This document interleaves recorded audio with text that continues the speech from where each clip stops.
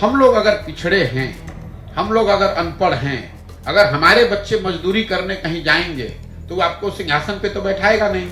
ये समझ हम और आप डेवलप नहीं करते और बेकार दूसरे राज्य को गाली दे रहे हैं। मैं आपको बता रहा हूं, अगर महाराष्ट्र का आदमी आकर बिहार में खेत में मजदूरी करेगा तो उसके बारे में आप क्या कहिएगा? तो आप अपनी दशा देख नहीं रहे, अपने बच्चों को पढ़ाने की व्यवस्था कर नहीं रहे, अपने राज्य में रोजगार हो इसकी चिंता कर नहीं रहे। कोई सांसद कुछ कह दिया, अब इसी पर हल्ला मचाए जा रहे हैं।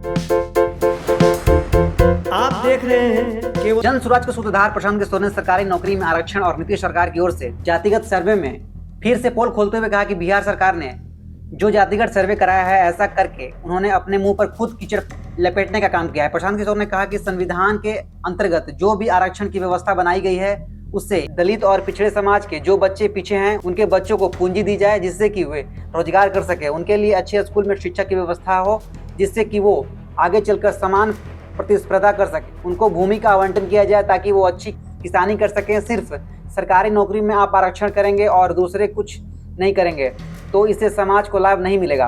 दरभंगा के हनुमान नगर में पत्रकार वार्ता के दौरान प्रशांत किशोर ने आगे कहा कि 32 सालों में सत्ता पर काबिज लोग सामाजिक न्याय की राजनीति कर रहे हैं। इन बीते सालों में बिहार में सत्ता पर लालू यादव और नीतीश कुमार का ही राज रहा है।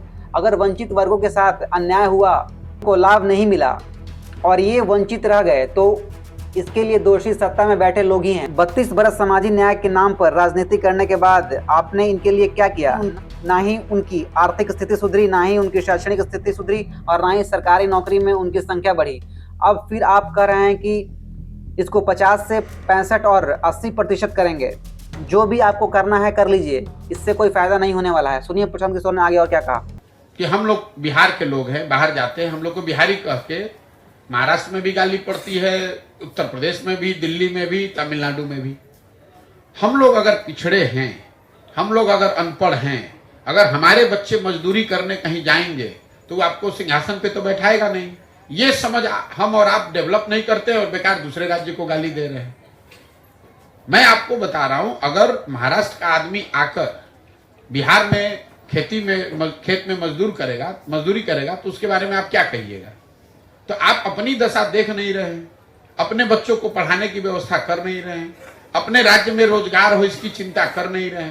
कोई सांसद कुछ कह दिया, अब इसी पर हल्ला मचाए जा रहे हैं। सांसद ने कह दिया कि ये गोमूत्र वाला राज्य, गलत बात है, नहीं कहना चाहिए, बिल्कुल गलत बात है, लेकिन आपको उससे बुरा लग गया और आपका बच्चा दिन भर रोड पर घूरा पर घूम रहा है, उससे आपको कोई चिंता ही नहीं है। तो अगर आप अनपढ़ हैं तो लोग आपको अनपढ़ ही तो कहेंगे। अगर आप गरीब हैं तो कोई आपको अमीर तो नहीं कहने लगेगा। अगर आप किसी के यहाँ मजदूरी कह रहे हैं तो वो आपको अपना मालिक तो नहीं बताएगा। आपके हिसाब से